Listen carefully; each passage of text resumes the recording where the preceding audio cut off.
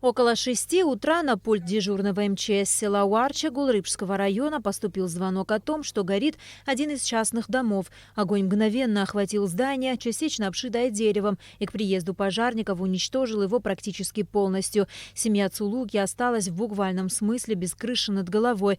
Так как пожар случился рано утром, погорельцы смогли спасти только некоторые документы и те вещи, что попались под руку. Открыла дверь в зале, а там гарь вся пошла и резко воспламенило все. Я, естественно, стала орать, кричать, мужа будить. Муж вскочил, что горим. Он кричал, где отец? Побежал, я говорю, он в ванной. Пошел, дверь выломал, отца вывел на улицу. И все, мы уже, в принципе, подключили воду, но своими силами мы, конечно, не смогли справиться. Огонь резко обаял полностью весь второй этаж, и сгорело дотла практически все. Ничего не осталось. Отец инвалид. Я приехала с Минска смотреть за свекром. Супруг находился здесь. Вот остались. Без крова, без жилья, без ничего. Это дом моего родного дяди. Мы соседи здесь. Но мы здесь как отшельники. Честное слово. Вот все, наверное, это все из-за электричества. Потому что здесь начала крыша гореть первая. Это они ничего не видели, потому что они спали. Но я дома, когда услышала бабах, естественно, прибежали, но здесь уже спасать нечего было. Самое главное, конечно, что все живые остались. Но просим, конечно, просим помощь. Эти люди погорельцы и во время войны. И сейчас люди остались без жилья, без одежды. Половина без документов.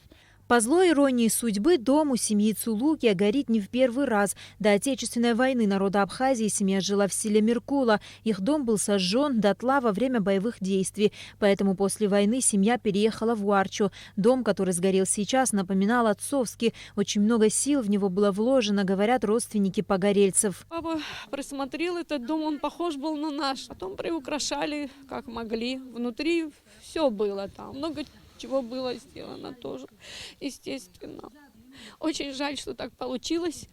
Вот папа уже настолько в возрасте и заново, еще раз и после войны, спустя 26 лет, еще раз увидеть. Еле уцелели они. Сам хозяин дома Шалозия Цулуки инвалид по трагической случайности, потерявший руку. Иначе я бы и в третий раз отстроил новый дом, отшучивается он. Полностью сгорела крыша и весь второй этаж, а это 6 жилых комнат. Остался лишь нижний холл, который теперь после тушения совершенно не годится для проживания. Жильцы сгоревшего дома надеются, что их не оставят под открытым небом в канун Нового года.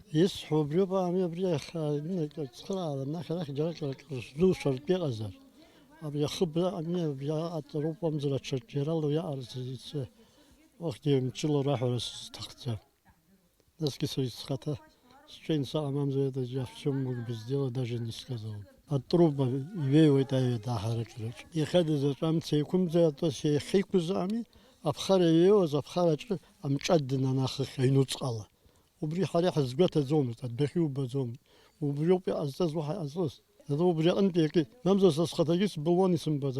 На месте побывали представители сельской администрации, но чтобы определить ущерб, нанесенный пожаром, необходима специальная экспертиза.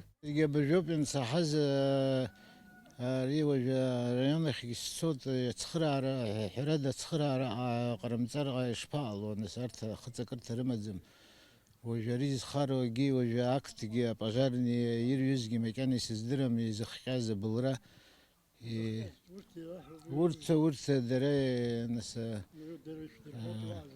أكتح برا جير ناس وسي جري مشروب شغز على فهمت خازوب. Жители сгоревшего дома в селе Уарча остались без крова. Ситуацию усугубляет и время года. По ночам особенно холодно. Семью Цулуки, конечно же, на время приютят родственники. Но это не решение проблемы. Погорельцы и родственники надеются, что к их беде не останутся равнодушными все те, кто в силах помочь. На Алакове. Дэвид Анкваб, Абхазское телевидение.